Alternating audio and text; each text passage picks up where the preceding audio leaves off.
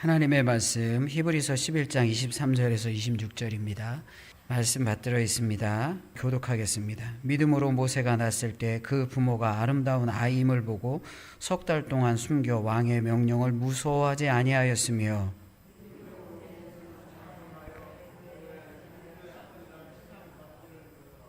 도리어 하나님의 백성과 함께 고난받기를 잠시 제약의 낙을 누리는 것보다 더 좋아하고 그리스도를 위하여 받는 수모를 애굽의 모든 보화보다 더 큰 재물로 여겼으니 이는 상 주심을 바라봄이라. 아멘. 우리 같이 한번 인사할까요? 고맙습니다. 감사합니다. 사랑합니다. 축복합니다. 굉장히 오랜만에 수요 예배를 드립니다. 히브리서 11장 말씀을 계속해서 나누고 있었습니다. 오늘 본문의 말씀도 믿음에 관한 것입니다. 모세의 믿음에 대해서 이야기합니다. 그런데 23절 말씀에서는 모세의 믿음을 이야기하기 전에 먼저 모세의 부모님에 대해서 이야기합니다. 부모님의 믿음이 어떤지를 23절 말씀을 통해서 우리가 볼 수가 있어요. 모세의 부모님은 누구였을까요? 민수기 26장 59절 말씀에 보면 아므람의 처의 이름은 요게벳이니 레위의 딸이요 애굽에서 레위에게서 난 자라. 그가 아므람에게서 아론과 모세와 그의 누이 미리암을 낳았고, 이렇게 말해요. 모세의 부모님은 아버지는 아므람, 어머니는 요게벳입니다. 그런데 이 애굽의 시대에 노예로 살아갈 때에 어떤 일이 벌어졌죠? 이제 이스라엘 백성들이 히브리 민족이 계속 수가 늘어나니까 바로 왕이 위기를 느껴요. 그래서 히브리 남자아이는 다 죽여라, 이렇게 말합니다. 근데 산파들이 히브리 남자아이를 죽이지 않아요. 그러니까 어떤 명령을 내립니까? 남자아이가 태어나면 다 강에 던져라, 나일강에 던져라, 이렇게 말합니다. 그래서 3개월 동안 모세를 키우다가 어쩔 수 없어서 이제 모세를 나일강에, 역청을 지난 갈대 상자에 이 아이를 놓고 나일강에 요게벳이 떠내려 보내죠.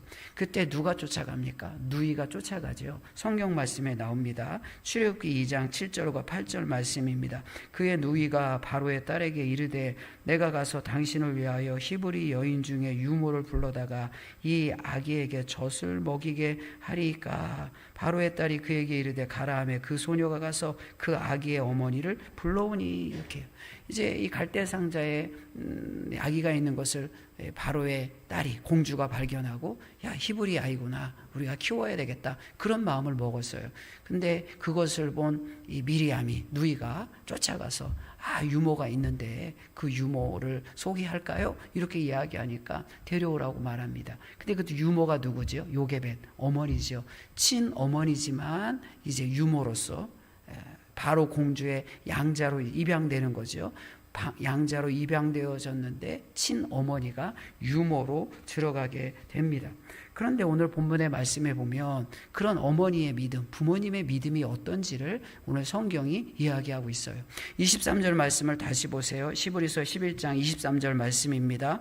믿음으로 모세가 낳았을 때 그 부모가 아름다운 아이임을 보고 석 달 동안 숨겨 왕의 명령을 무서워하지 아니하였으며 라고 이야기합니다.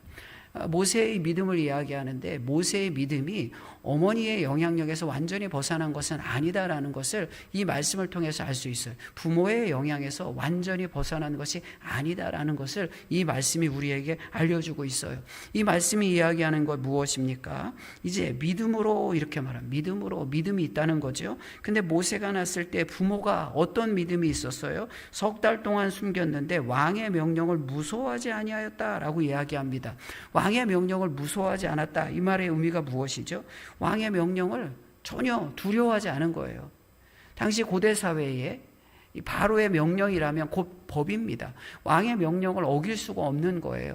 왕의 명령을 무서워하지 않을 수가 없지요. 요즘 아이들이 그런 말을 합니다. 개무시한다. 개무시가 뭐냐 해서 제가 사전을 이렇게 찾아보니까 사전에도 나오더라고요. 완전히 무시하는 거예요. 왕의 명령이지만 애굽에 살아가는 모든 백성이 왕의 명령에 순종합니다. 그런데 모세의 부모는 아무리 왕일지라도 정말 나는 새도 떨어뜨릴 그런 권력과 권세를 가지고 있는 왕의 명령일지라도 개무시하는 거예요. 그냥 무서워하지 않는 거예요. 무섭다는 말이 성경에 경외하고 두렵다는 말로도 사용되어지는데 다 하나님과 관련되어져서 사용되어지는 말이에요, 주로. 그런데 왕의 명령을 무서워하지 않았다 이렇게 말합니다. 이유가 무엇일까요? 이 모세의 부모는 이 세상의 왕보다 하나님이 더 두려운 거예요. 하나님을 경외하는 사람인 거예요. 그래서 세상의 왕을 경외하는 것이 아니라 하나님을 경외하는 믿음이 있었기 때문에 이제 왕의 명령이 있을지라도 왕의 명령을 무서워하지 않았다라고 오늘 성경이 이야기하고 있어요. 성경 말씀을 한번 볼까요? 출애굽기 1장 17절인데요. 그러나 산파들이 하나님을 두려워하여 애굽 왕의 명령을 어기고 남자아이들을 살린지라 이렇게 말해요. 산파들이 이 히브리 민족의 남자아이들을 살리는데 이유를 설명하잖아요. 하나님을 두려워하고 왕의 명령을 어겼다라고 말합니다.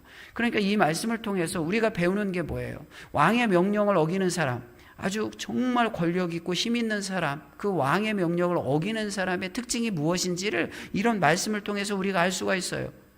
산파가 히브리 민족의 아이들을 살려주는 이유는 하나님을 두려워하니까 왕의 명령이 두렵지 않은 거예요.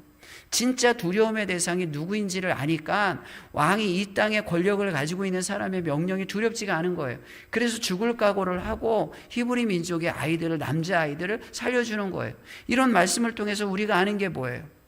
지금 모세의 부모님들도 히브리 산파가 하나님을 경외함으로 말미암아 왕의 명령을 어긴 것처럼 하나님을 경외하는 믿음이 있어서 왕의 명령을 두려워하지 않았다라는 사실을 알 수가 있어요. 우리도 이 땅에 믿음으로 살아가는 거죠. 믿음의 반대말은 무엇일까요? 신앙의 반대말은 무엇이죠? 불신앙이잖아요. 그런데 이 불신앙이 우리의 삶 가운데 나타나는 양상은 어떤 모습을 띠죠? 두려움을 갖는 거예요. 그래서 신앙의 반대는 어떤 의미에서는 두려움이에요. 불신앙이 10년 가운데 들어오면 어떻지요? 하나님을 무서워하는 것이 아니라 환경이 무섭고 세상이 무섭고 사람이 무서운 거예요. 그래서 하나님의 음성이 들리지 않고 세상의 소리가 들려요. 하나님의 말씀에 순종하지 않고 세상의 소리에 반응하게 되어지는 거예요. 순응하게 되어지는 거예요. 이게 불신앙의 사람이죠. 왜 우리가 분명히 하나님을 살아계심을 알면에도 불구하고 세상 가운데 세상을 따라갑니까? 이 세상을 살아갈 때 두려움이 있는 거예요. 무서운 거예요. 풍파가 일어나고 정말 몰아치는 비바람 앞에서 세상이 두려우니까 불신앙으로 세상을 따라가고 세상을 무서워하게 되는 거예요. 그런데 모세의 부모는 그러지 않았다는 거예요. 모세는 하나님을 경외하고 하나님을 두려워하는 사람이기 때문에 바로 가장 강대국의 왕이잖아요. 명령 한마디로 사람을 죽일 수 있어요. 남자아이를 다 죽여라. 남자아이를 강에 던져라. 그러면 그 명령을 누구도 어길 수가 없는 거예요. 그러나 그 명령을 무시하고 하나님을 두려워하는 믿음으로 모세의 부모가 살아갔다는 것을 알게 됩니다. 성경 말씀입니다. 히브리서 11장 27절입니다. 믿음으로 애굽을 떠나 왕의 노함을 무서워하지 아니하고 곧 보이지 아니하는 자를 보이는 것 같이 하여 참았으며, 누구의 이야기냐면 모세의 이야기예요. 근데 모세의 믿음을 설명하면서 어떤 말씀을 하고 있어요? 믿음으로 애굽을 떠나 왕의 노함을 무서워하지 아니하고, 모세도 왕의 노함, 왕을 무서워하지 않았다라고 이야기합니다. 모세가 왕을 무서워하지 않는 이런 신앙이 어디에서 왔어요? 오늘 성경 말씀은 부모가 왕의 명령을 두려워하지 않았다라는 표현을 통해서 모세의 이런 신앙이 부모로부터 계승되어졌다는 것을 간접적으로 보여주는 거예요. 모세의 신앙이 그냥 단독적으로 모세의 신앙 그 개인의 삶 가운데 형성되어진 것이 아니라 부모로부터 계승되어지고 이어졌다는 사실을 알려주고 있는 거예요. 왜요? 요게벳이 모세가 자랄 때까지 유모로서, 모르겠어요. 성경은 정확하게 그 시점을 이야기하지 않는데 부모로서의 자기 정체성을 드러냈는지 안 드러냈는지는 몰라요. 드러냈을 때 어느 시점에 이 어머니로서의 자기 정체성을 모세에게 알려줬는지에 대해서는 성경이 정확하게 이야기하지는 않아요. 그러나 요게벳이 유모로 있을 때에 계속해서 하나님의 말씀을 가르치고 기도하며 히브리인으로서의 정체성, 믿음으로 살아야 한다는 것을 간접적으로 보여줬을 거예요. 그러니까 그 요게벳의 믿음이 모세에게도 이어지고 계승되어져서 믿음으로 애굽을 떠나 왕의 노함을 무서워하지 아니하고 모세도 왕을 무서워하지 않는 하나님의 백성 신앙의 사람으로 세워졌음을 성경이 말하고 있습니다. 우리가 이 신앙생활할 때에 이 부모가 믿음으로 담대한 것이 굉장히 중요해요. 나중에 이제 어버이 주일이나 그럴 때에 이 말씀을 조금 더 깊이 나누려는 생각은 있어요. 부모가 이제 세상을 두려워하지 않고 믿음으로 담대한 모습을 자녀에게 보여주는 것이 굉장히 중요해요. 왜냐하면 두려움은 쉽게 전염이 돼요. 그래서 세상에 끌려가고 믿음으로 살지 못하고 늘 세상에 치이고 세상에 막 쫓기는 두려움 가운데 부모가 살아간다면 그런 모습이 은연중에 자녀들에게 전염되어지고 자녀들을 오염시키는 거예요. 그런데 요게벳이 그런 담대한 믿음으로 살아갈 때 모세도 하나님 앞에 담대하고 세상 앞에 당당한 사람으로 믿음의 사람으로 섰다는 것을 성경이 말하고 있어요. 또 다른 부모의 믿음이 어떤 것이었을까요? 오늘 성경 말씀을 한번 다시 볼게요. 23절 말씀입니다. 23절 말씀을 같이 한번 읽을까요? 23절 말씀을 같이 읽습니다. 시작.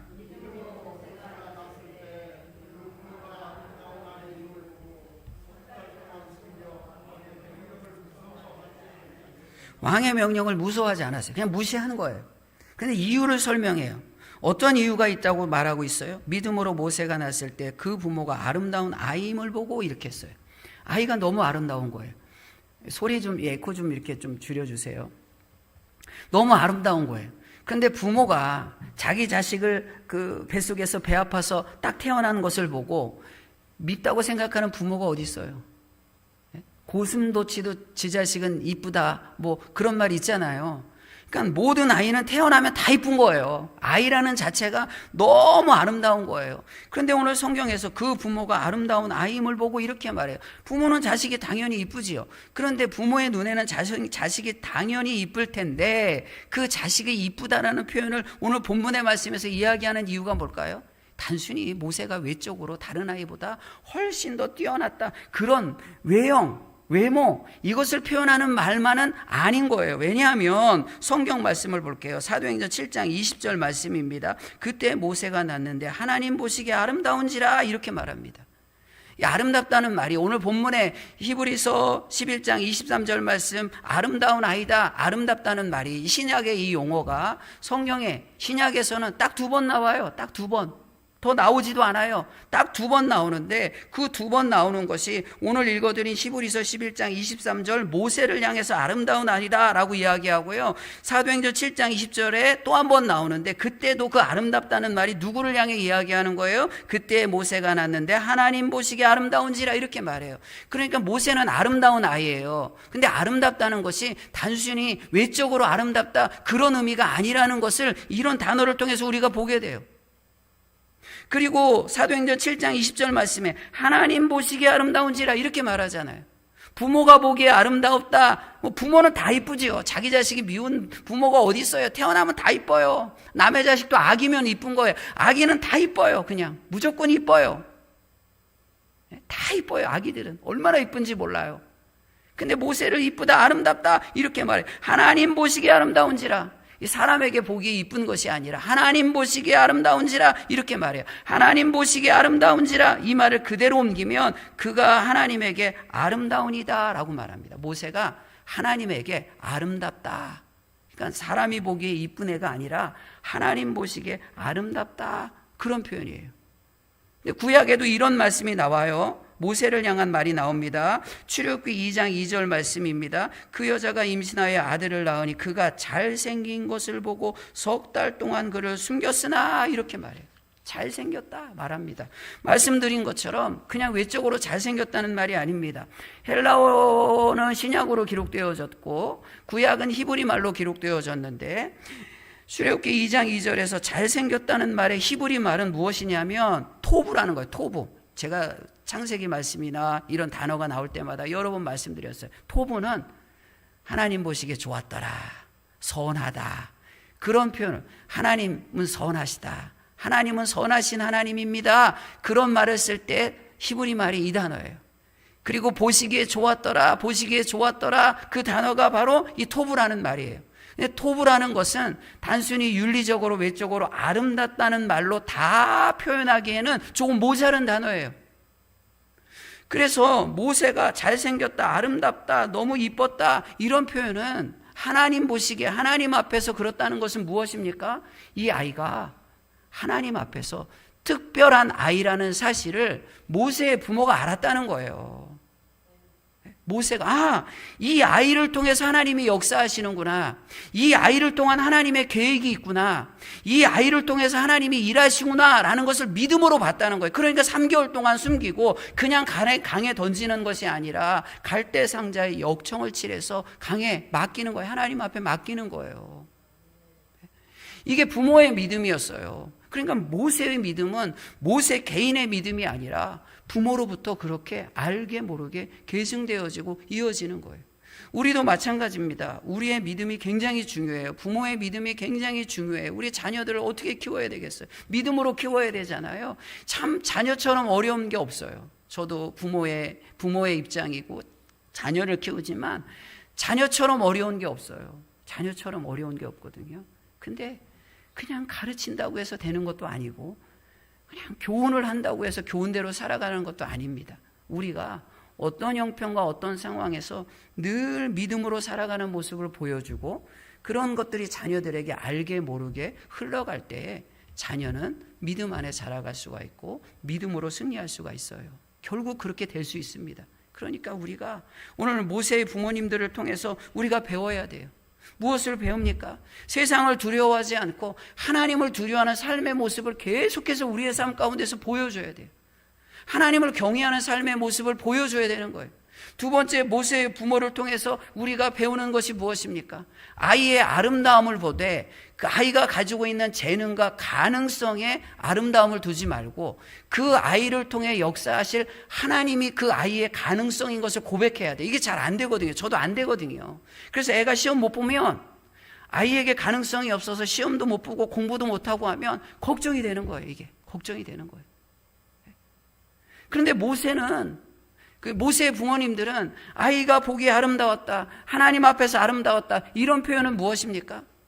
그 아이가 가지고 있는 재능과 가능성에 희망을 두는 것이 아니라 하나님 보시기에 아름다우니까 이 아이를 통해서 하나님께서 일하실 것을 믿음으로 고백하는 거예요. 그래서 그 아이의 가능성을 하나님에게 두는 거예요. 재능에 두지 않고 그 소망을 재능의 아이가 가지고 있는 그 조건과 재능에 두지 않고 그 아이를 통해서 일하실 하나님 앞에 두는 거예요. 그러니까 기도하게 되지요. 보이지 않게 얼마나 기도했겠습니까? 바로의 궁전에 들어간 이 아이를 위해서 부모님이 얼마나 기도를 했겠어요. 성경에 다 나오지는 않지만 머릿속으로 상상하고 그려보면 엄청난 기도를 했을 것 같아요. 모세가 저 바로의 학문, 애굽의 학문에 매몰되지 않고 하나님의 자녀로 살아가기를 소망하며 이 모세의 부모들은 간절히 기도했을 것 같아요. 우리도 마찬가지죠.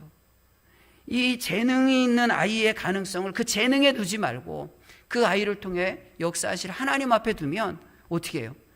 재능의 가능성을 두면 재능을 개발하기 위해서 여기저기 학원도 보내야 되고 공부도 열심히 시켜야 되고 이것저것 세상에서 가지고 있는 모든 기회들을 다 제공해 줘야 돼요. 그거 못하면 너무 불안한 거예요. 부모 입장에서는 우리 아이가 뒤처지는 거 아니야? 이런 재능도 있고 이런 가능성도 있는데 이거 뒤처지는 거 아니야? 그런 불안한 마음이 찾아오는 거예요. 그런데 그 아이의 가능성을 아이가 가지고 있는 재능이 아니라 그 아이를 통해서 역사하실 하나님 앞에 두면 학원 보내보는 것보다 더 중요한 게 뭐예요? 가능성은, 소망은 하나님께 있으니까 그 아이를 하나님 앞에 맡기며 기도해야죠. 그 아이가 가지고 있는 가능성이 그 아이의 재능이 전부다 그러면 이 시간이 아까워. 교회 나오면 안 된단 말이에요. 학원 가야 되고 공부 열심히 해야 되고 대치동에 보내야 되고 일타 강사 강의 들어야 되고 그래야 된단 말이에요. 그러나 거기에서는 우리가 조금 부족할지라도 이 아이를 통해서 역사하실 하나님이 진짜 그 아이의 소망이라면 꼭 해야 되는 게 뭐예요? 기도하는 거죠. 왜? 하나님이 소망이니까. 그러니까 모세의 부모님들도 아이의 아름다움을 보며 단순히 잘생겼다, 이쁘다 이게 아니라 안 이쁜 자식이 세상에 어디 있어요. 그러나 이런 표현을 쓰는 이유는 영적인 가능성이 있다는 거예요. 하나님이 하실 일을 믿음으로 고백하고 보는 것입니다. 그러니까 하나님 앞에 얼마나 기도했겠어요. 우리도 마찬가지죠. 이 두 가지를 배워야 되는 거예요. 우리가 말씀을 통해서 이 두 가지를 배우며 우리 자녀를 위한 하나님 앞에서 우리에게 맡겨주신 거니까 우리 권사님들이야 자녀들이 다 성장하고 장성해서 다 믿음 생활하고 다 삶의 그 한 자리를 건실히 채워나가면서 이제 다 성공적으로 살아가잖아요. 그래도 오늘 말씀을 기억하며 세상을 두려워하지 않고 하나님을 경외하는 모습을 보여줘야 되는 것이고요. 그 자녀 가운데 역사하실 하나님이 우리의 소망인 것을 고백하며 그 아름다움을 보되 자녀의 재능을 통해서 아름다움을 보는 것이 아니라 그 영혼을 사용하실 하나님의 능력을 바라보며 자녀의 아름다움을 기대하고 바라보고 기도해야 되는 거예요. 네. 그럴 때 모세는 어떻게 믿음으로 살아갑니까? 24절부터는 모세의 믿음에 대해서 이야기합니다. 24절 말씀을 보세요. 모세의 믿음이 어떤지를 말합니다. 믿음으로 모세는 장성하여 바로의 공주의 아들이라 칭함을 받기를 거절하고, 이렇게 이야기합니다. 첫 번째, 모세의 믿음은 뭐예요? 거절하는 거예요. 무엇을 거절합니까? 바로의 공주의 아들이라 칭함 받기를 거절하고, 공주의 아들로 살아가는 것을 거절하는 거예요. 세상의 지위와 위치와 권력을 거부하는 거예요. 말씀에 보면 읽어드린 시브리서 11장 24절 말씀에 보면 믿음으로 모세는 장성하여 이렇게 말하죠. 이 장성했다는 말이 구약에서 온 말입니다. 출애굽기 2장 11절 말씀을 보세요. 모세가 장성한 후에, 똑같은 말이에요. 한 번은 자기 형제들에게 나아가서 그들이 고되게 노동하는 것을 보더니 어떤 애굽 사람이 한 히브리 사람 곧 자기 형제를 치는 것을 본지라, 이렇게 말해요. 그래서 욱해갖고 사람을 죽이잖아요. 물론 욱해서 사람을 죽인 것은 잘못됐어요.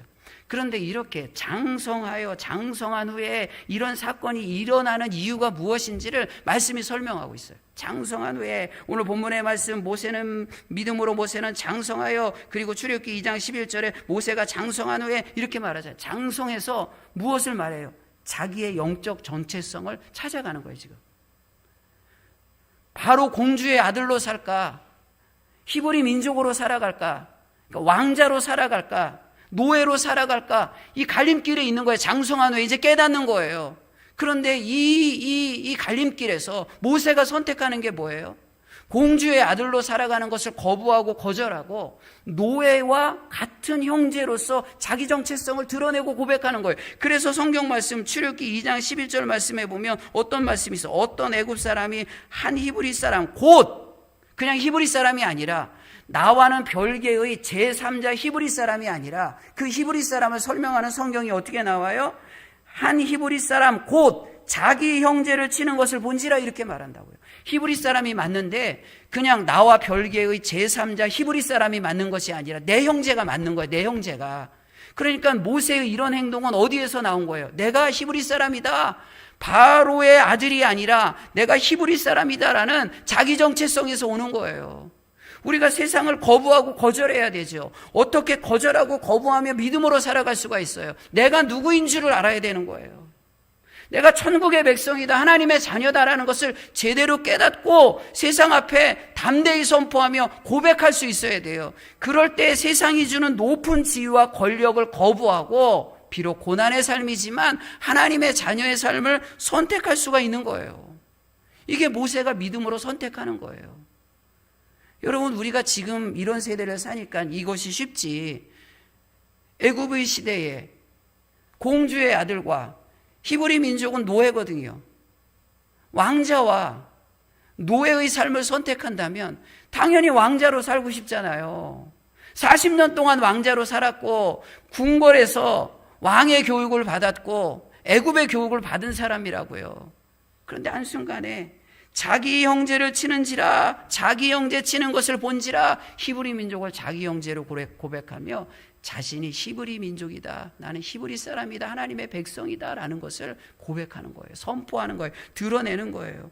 이게 믿음이에요. 영적인 자기 정체성을 알고 찾아가는 거예요. 우리가 세상에 살아가지만 우리가 분명히 알아야 됩니다. 우린 세상과 섞일 수가 없어요. 세상과 짝할 수가 없어요. 믿음의 경계를 조금씩 이렇게 낮춰가며 대문을 열어주며 살아갈 수가 없는 거예요. 내가 누구인지, 어떻게 살아가야 되는지, 내가 바라보는 것은 무엇인지 누구인지를 분명히 하며 나는 하나님의 자녀라는 사실을 분명히 고백해요. 그 자리가 비록 고난의 자리일지라도.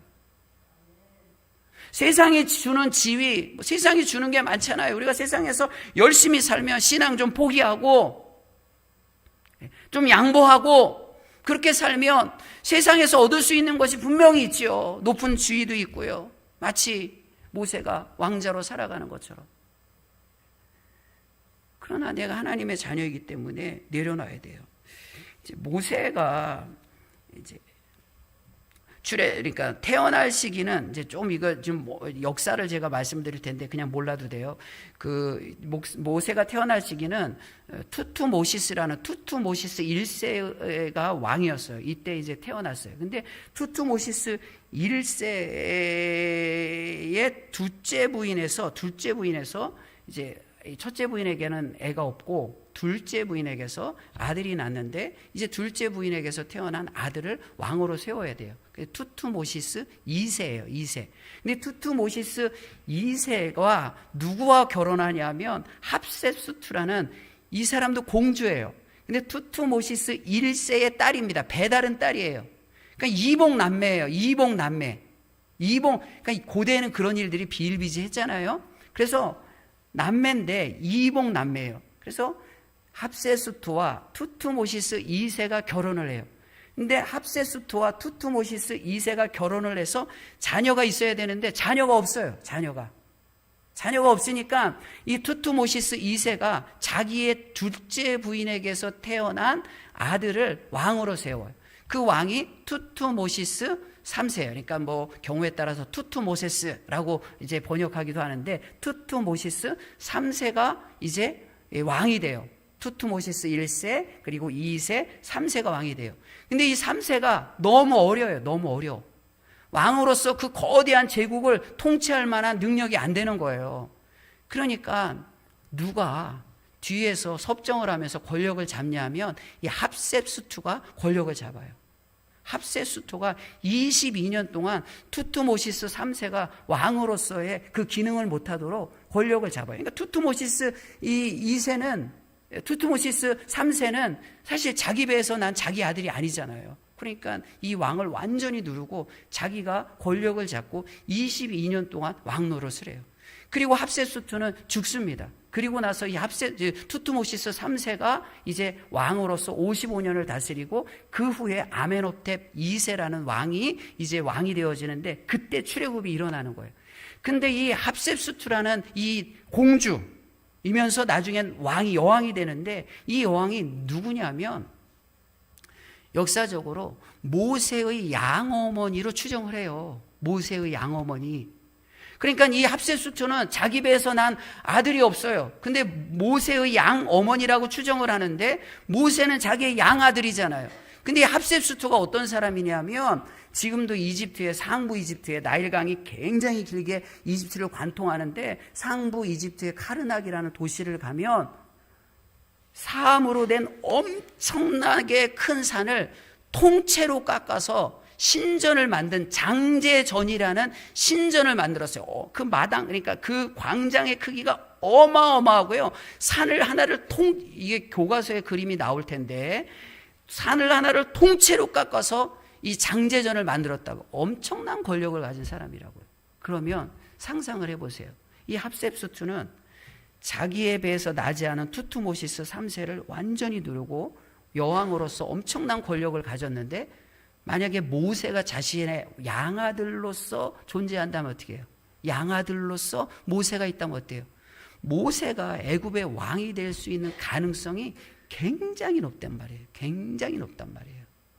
그러니까 오늘 본문의 말씀에서 이 공주의 아들인 것을 거부했다는 것은 우리가 상상하고 생각하는 그 이상이란 말이에요.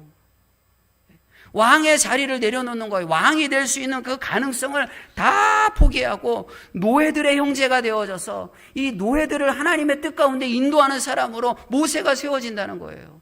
이게 모세의 믿음이었어요. 그렇게 포기하는 거예요. 내려놓는 거예요. 그래서 오늘 본문의 말씀에 거절했다, 거부했다 이렇게 말하는 것입니다.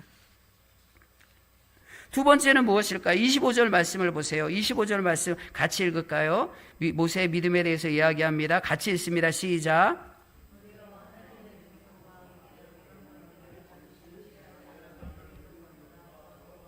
두 번째는 뭐예요? 어떻게 거절할 수가 있어요? 그 왕의 자리를, 가장 높은 자리를 어떻게 거절할 수가 있어요? 두 번째 보니까 그 이유를 설명해요. 11장 25절 말씀, 도리어 하나님의 백성과 함께 고난받기를 잠시 죄악의 낙을 누리는 것보다 더 좋아하고, 더 좋아하는 게 있는 거예요. 더 좋은 게. 모세에게 있어서는 왕이 되는 것보다 더 좋은 것이 있어요. 사람은, 상식적인 사람이라면 둘 중에 비교해서 더 좋은 것을 선택한단 말이에요. 근데 모세가 더 좋다고 선택하는 게 뭐지요? 왕의 자리와 비교해서, 왕자의 자리와 비교해서 모세가 더 좋다고 선택하는 게 뭐예요? 25절 말씀에 선택하는, 모세가 더 좋다고 고백하는 선택이 무엇인지를 말하죠. 도리어 하나님의 백성과 함께 고난받기를, 잠시 죄악의 낙을 누리는 것보다 더 좋아하고, 무엇을 선택했다는 거예요? 결국은 고난을 선택했다는 거예요. 고난이 더 좋다는 거예요. 상식적인 사람이라면 왕자로 살아가는 것과 공주의 아들로 살아가는 것과 고난받는 것과 무엇이 더 좋은 거예요? 공주의 아들로 살아가는 게 더 좋다고요. 근데 믿음으로 고난받는 것을 선택해요. 이유가 무엇인지 말합니다. 잠시 죄악의 낙을 누리는 것보다 더 좋아하고, 지금 공주의 아들로 살아가는 것은 죄악의 낙을 누리는 거예요. 낙이긴 낙이죠. 고난과 낙을 비교하면 고난을 선택할래요? 낙을 선택할래요? 당연히 낙을 선택해요. 근데 모세가 믿음으로 아는 거예요. 이 고난이라는 것이 하나님이 이스라엘 백성들을 구원하기 위한 과정이고, 지금 이 낙, 보이는 낙은 포장지는 낙이지만, 즐거움이지만 그 안에는 뭐가 있다는 거예요? 잠시 죄악의 낙을, 그 안에는 죄악이 있다는 거예요. 믿음으로 분별하는 거예요. 믿음으로 보는 것입니다. 죄악은 그냥 그 모습을 그대로 우리에게 보여주고 나타나지 않아요. 분별해야 된다고요. 죄는 그의 죄의 모습을 그대로 우리에게 그냥 정말하게 드러나는 모습으로 우리에게 찾아오지 않아요. 무엇으로 찾아와요? 그 포장지와 껍데기는 낙으로 찾아온다고요. 즐거움으로 찾아온다고요. 근데 모세처럼 믿음이 있을 때 그 낙을 분별하여, 이건 죄악이야, 이건 잠시 있는 거야, 이거 영원하지 않은 거야, 오히려 고난이 좋은 거야, 이런 선택을 할 수 있다고요. 이게 믿음의 사람이라고요. 우리가 세상 살아갈 때도 작은 순간에도 끊임없이 이런 선택을 해야 될 때가 얼마나 많이 나와요. 뭐 많이 있어요. 세상은 재밌고 즐겁고, 아이고 뭐 텔레비전 보는 게 재밌고 즐거운데, 교회 나가는 거 힘들고, 새벽기도 나가는 거 힘들고, 기도의 자리에 나가는 거 힘들고, 다니엘 기도에 나가는 거 힘들고, 말씀 읽는 거, 드라마는 너무 재밌는데 성경 읽는 거 힘들고, 묵상하는 거 너무 힘들고, 또 묵상은 그냥 읽기만 해요. 말씀은 묵상하면 때로는 내 삶이, 내 심령이 너무 아플 때도 있고요. 너무 큰 걸 하나님이 요구할 때도 있고요. 하나님 괜히 왜 나한테 이런 것만 요구합니까? 나만 왜 자꾸 손해봐야 됩니까? 왜 나만 자꾸 손해보고 내려놓으라고 합니까? 너 나만 왜 참으라고 합니까? 그런 말씀이 너무 힘들죠. 근데 세상은 그런 부담감이 없어요. 드라마 보는데 뭘 드라마가 날 뭘 요구를 해요? 세상 친구 만나는데 세상 친구가 뭐 그런 부당한 것 아니면 힘들고 어려운 걸 요구를 해요? 없다고요. 근데 믿음의 사람은 그렇게 드라마에서 아무것도 요구하지 않고 보면 너무 재밌고 즐거운데, 그거가 아니라 자꾸 뭔가 포기하고 내려놓고 말씀대로 살라, 성경대로 살라, 그런 부담을 주는 그런 고난, 그런 손해, 그걸 선택하는 것이 믿음이다라고 성경이 말하는 거예요. 모세는 그런 삶을 산 거예요. 믿음은 선택입니다. 믿음은 우리가 믿습니다. 아무리 우리가 입으로 믿습니다. 그것이 우리의 믿음으로 살아가는 우리의 삶을 보증하고 보장하는 것이 아니라 선택이에요. 날마다 선택하는 거예요. 말씀 앞에서 고난을 선택할 건가? 잠시 잠깐 낙을 선택할 건가? 그런 알맹이는 죄악인 세상의 것을 선택할 건가? 하나님의 백성과 함께 고난받기를 선택하며 믿음으로 살아가는 모세의 모습을 성경이 말해요. 그럼 어떻게 거부하고 이 고난을 더 좋은 것으로 여길 수 있을까요? 세 번째 26절 말씀에서 이야기해요. 26절 말씀을 같이 읽어볼까요? 26절 말씀을 함께 읽습니다. 그리스도를 위하여 받는 수모를 애굽의 모든 보화보다 더 큰 재물로 여겼으니 이는 상 주심을 바라봅니다. 그리스도를 위하여 받는 수모를, 모세가 그리스도를 위해서 수모를 받은 건 아니에요. 그러나 신약의 관점에서 모세의 수모와 고난이 그리스도를 위한 수모와 고난과는 별개가 아니다라는 것을 기독론적 예수 그리스도를 중심으로 이해하고 해석을 하는 거예요. 우리의 삶에서도 마찬가지입니다.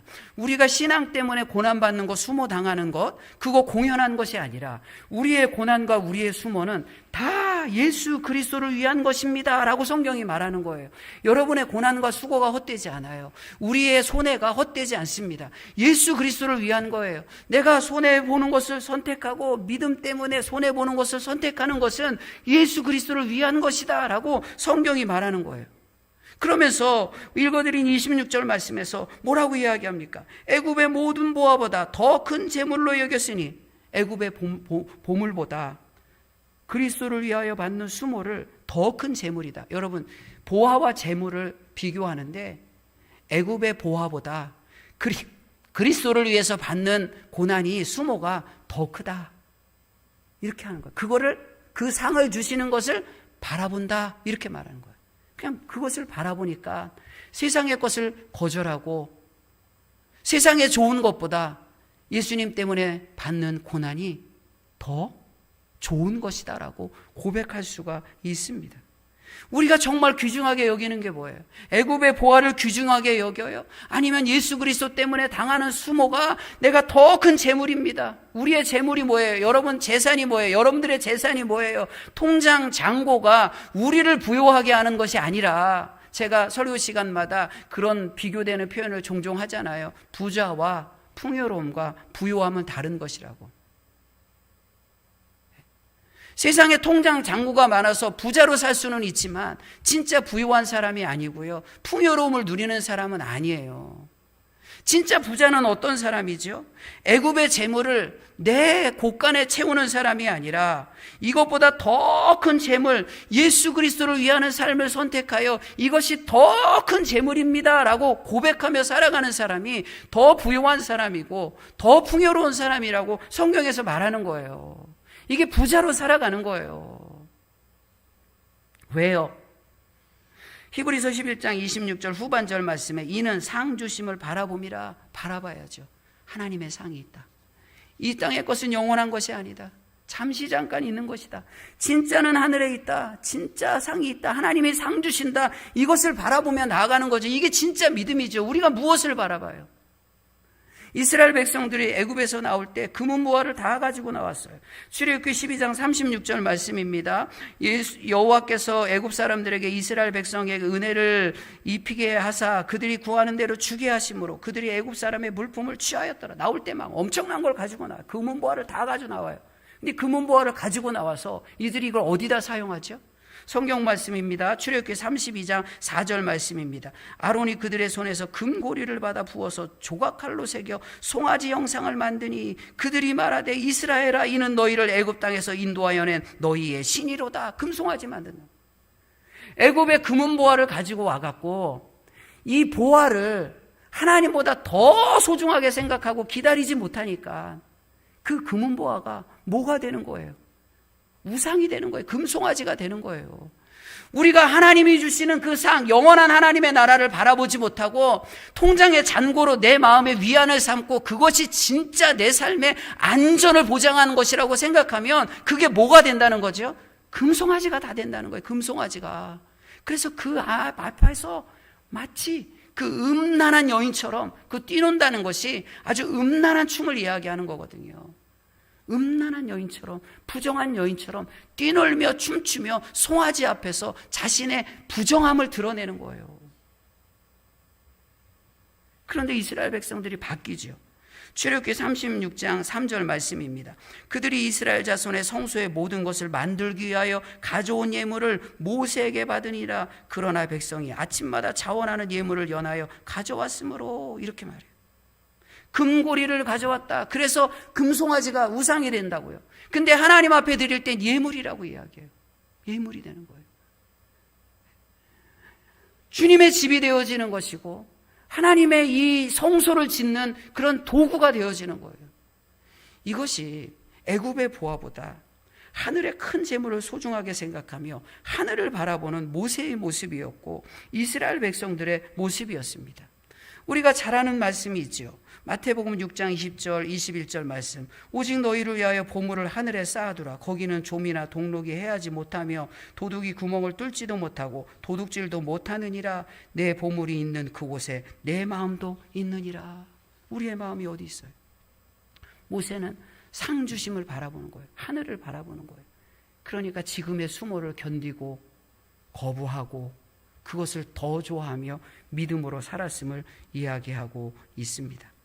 말씀에 보면 읽어드린 오늘 본문의 말씀 26절 말씀에 보면 더 큰 재물로 여겼으니 이렇게 말하는데, 여겼다는 것은 눈으로 보이는 가치가 드러났다, 알았다, 이게 아니라 여겼다는 것은 눈으로 그 가치와 그 모든 것이 지금 드러나서 내가 지금 하늘의 가치를 지금 내 손으로 만지고 누리고 있다, 이게 아니라 그렇게 여겼다는 거예요. 믿음으로 고백했다는 거예요. 지금 아직 안 드러나요.